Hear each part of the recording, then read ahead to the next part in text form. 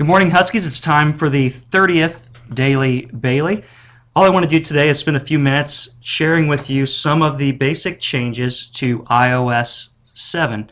And they've already updated it with some bug fixes within the last week, and they're continually making it better and easier to use without crashing and any of the glitches. And right now, I think almost all of our apps work with it, except for there are some concerns about turnitin.com, but we're looking into those to see if those are just user errors or if there is something with iOS 7 that doesn't allow it to work.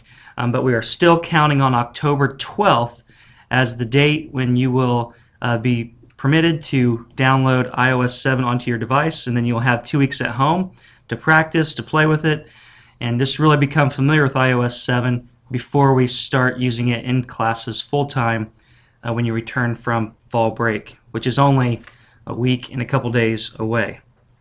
First of all, as you can see, the icons change a little bit. The Safari at the bottom, reminders, things look a little bit different. So they're similar, but they have changed somewhat. So you might need to open them up, make sure you understand what they are. First thing I want to do is just, like I said, talk to you about the icons, how they changed.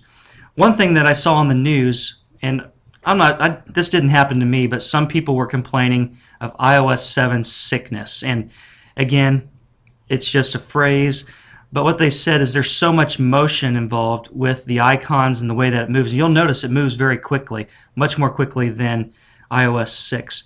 And so what you can do to change that so that there's not so much quick motion, as you can see when it opens up like that, or even when you turn the screen, it'll look like the apps will move a little bit. And so what you do is just go to Settings. You can go to General, Accessibility, and if it's moving too much and it's kind of annoying, what you can do is reduce motion, and then it's going to be off, and then you can turn it on. Okay, so that reduces the motion of the user interface, including the parallax effect of icons and alerts.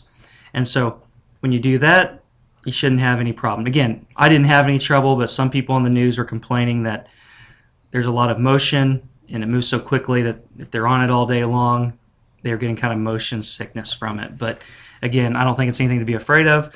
But you can easily fix that by just simply going to Settings, the General, go to Access, and then Reduce Motion should be turned on.